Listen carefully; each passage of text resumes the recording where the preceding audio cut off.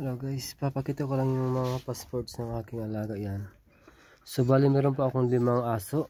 So lahat po sila naka-passports. And lahat po sila merong microchip. Microchips yan.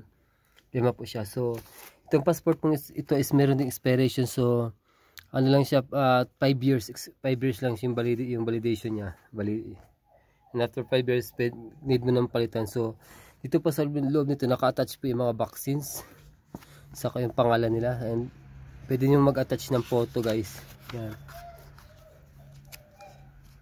So yung aso ko po guys is updated lahat. Nandito nakalagay yung kung kailan sila pinanganak, anong breed, anong kulay. Nakalagay din dito guys yung kung sino may-ari, contact numbers, address. Yan. So dito po naka-attach lahat po ng mga vaccines, deworms, anti-rabies, yan dito po. Yan. So bali 5 po sila guys.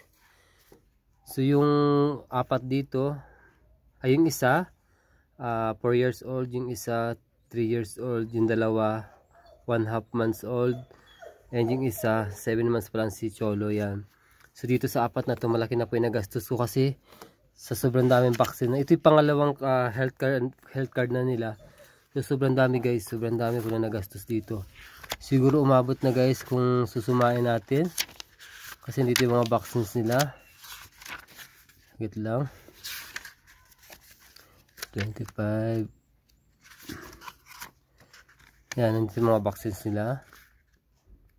Yan, saka yung mga una-una pa. Kasi ang vaccines dito guys is mahal. So meron pa akong private veterinarian. So doon ko lahat pinapaano guys. So ito yung updated na vaccines nila guys. Yan. Yan ito. Saka ito. So lahat pa meron ganyan. Lahat pa ng aso ko. So ang aso ko lahat is fully vaccinated. Yan. Fully vaccinated po yung mga aso ko. So sabi nila, nagtanong. So ang isang aso po nagkakalaga ng almost 50 to 70,000 pag send sa Pilipinas. So sobrang daming pera nito. 70,000 times 4, so nasa 2,800 pesos siya pag sinend ko. So ang gagawin ko guys, medyo magtatagal pa ako ng konti dito para masend ko sila. Hindi ko sila papabayaan dito guys. Gusto ko sila masend sa Pilipinas. Ayaw ko silang ipamigay or idalhin sa dog shelter. Kasi ako nagpalaki sa kanila and napamahal na din ako sa kanila guys. Kaya yun. So nagastos ko dito guys sa mga aso ko. Kasi pangalawang health card na to. Siguro umabot na sila guys ng do sa 4 ko, kasi bago lang to 7 months old pa. Sa 4 na to umabot na siguro guys ng siguro nasa more than 100 siguro nasa 180,000 yan sa ganyan. Pero kung susumain guys kasama yung food, sabihin natin yung food for 2 years, sabihin natin na sabihin natin 220,000 yan. 220,000 na gastos ko sa mga aso ko guys sa loob ng 2 years to 3 years. Kasi itong si Pepsi, mag-isa pa lang naman siya nun yung binalik ko dito sa bahay kasi pinaampon ko yan.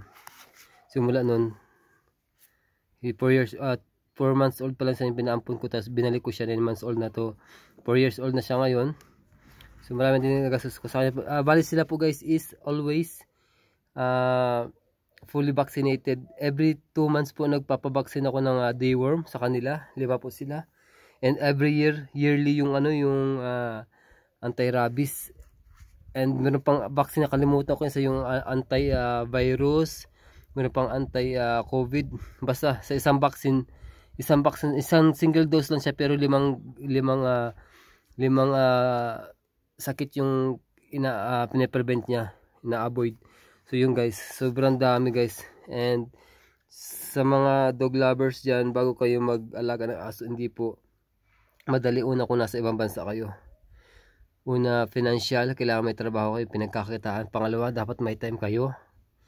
And pangatlo, kung dadalhin nyo sa Pilipinas, dapat may budget talaga kayo na nakatago or nakaipon sa bangko nyo para anytime pag gusto nyo na mag-exit, madadala nyo pa Pilipinas. Kasi guys, mahirap po mag-alaga ng aso, lalo pag napamahal na sa inyo, tapos ibibigay nyo lang pag uwi na kayo ng Pilipinas. So sa mga dog lovers na nasa ibang bansa, kung may mga aso man kayo at gusto nyo mag-exit, mag-for good na, please pakidala na po sa kung saan kayo pupunta, kung sa Pilipinas mo, kung saan bansa. Yan. Kasi guys, kung mag-aalaga kayo ng aso, kumbaga member natin sila ng pamilya, and napaka short period lang yung tinatagal nila sa mundo. Yung life expand lang nila is 15, may mga 15 years, may 18 years, pero mostly sa kanila guys 6 years, 8 years nakakasakit na mamatay na sila. Yun siguro dahil sa pagpapakain or pag-aalaga, depende sa kung paano nila alagaan yung mga aso. Kasi sa akin guys, napaka ano nito, inalagaan ko sila na maayos, and binibigyan ko talaga sila ng time. Kahit may trabaho ko, pinapakita ko na mahal ko sila. So yun guys, kung certified dog lover ka, kung ano yung kailangan ng aso mo guys, dapat mong tugunan. Responsibilidad mo yan. Ang pag-aalaga po ng aso is maraming liabilities. Hindi po basta-basta mag-aalaga ka tapos ilalagay mo lang sa bahay mo, palamuti. So hindi po ganun, dapat nyo mahalin, bigyan ng oras, bigyan ng mga tamang pagkain, kung ano yung kailangan nila. So yun lang po guys, and God bless you sa lahat.